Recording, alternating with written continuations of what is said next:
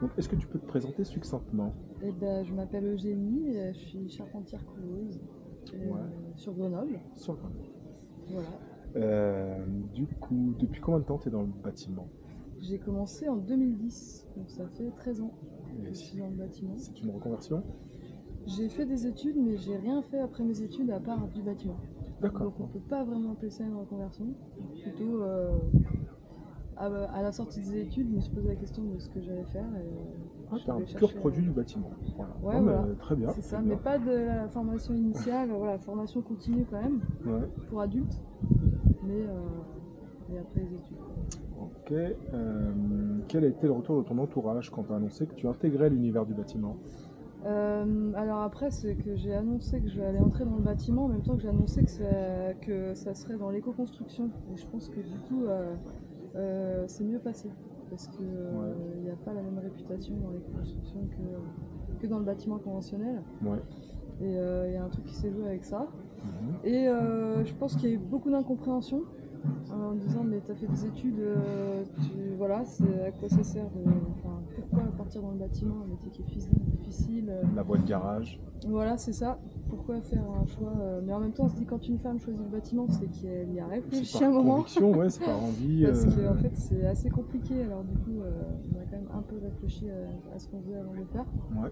Et la preuve, c'est que 13 ans après, je suis toujours dans le monde du bâtiment. T'es toujours là. De manière générale, comment es-tu accueilli quand tu arrives sur un chantier vis-à-vis des collaborateurs, autres artisans ou clients? Les collaborateurs, les collègues, souvent il y a une phase un peu d'attente, d'observation, De test un peu? de test, voilà, au niveau capacité technique, physique. Et très vite, on arrive à briser la glace. En fait, ce qui fonctionne bien, c'est les petites équipes à 2 et à 3. Mhm. Dès que les mecs sont plus de 3, c'est un peu la catastrophe. Il y a une ambiance qui se met en place. Blague lourde, là ça devient l'enfer. Mais travailler avec un collègue, deux collègues, ça se passe plutôt pas mal. Du coup, tu as peut-être une anecdote par rapport à ça ou... Ouais, j'ai une anecdote, ouais, j'étais avec une collègue menuisière, du coup on était dans un atelier de menuiserie.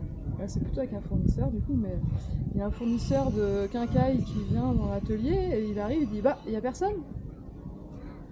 Et du coup, on se regarde, on se dit bah, on est là. C'est nous, sympa. Voilà, Ok, c'est ça. c'est la bonne anecdote. Et il a dit oui, mais je veux dire, il n'y a pas un responsable. Et en plus, Et signe et persiste. Ouais, ok, je vois. c'est ça. D'accord. Et dernière chose, est-ce que tu utilises les réseaux sociaux? Et si oui, et où est-ce qu'on peut te retrouver sur les réseaux Et sociaux? non, je n'utilise pas les réseaux sociaux. Parce qu'en fait, on a tellement de boulot qu'on n'a même pas besoin d'utiliser les réseaux sociaux. C'est ça qui est incroyable. Ok, très bien. Voilà. Eh bien, c'est parfait. Je te remercie. Bah, merci à toi.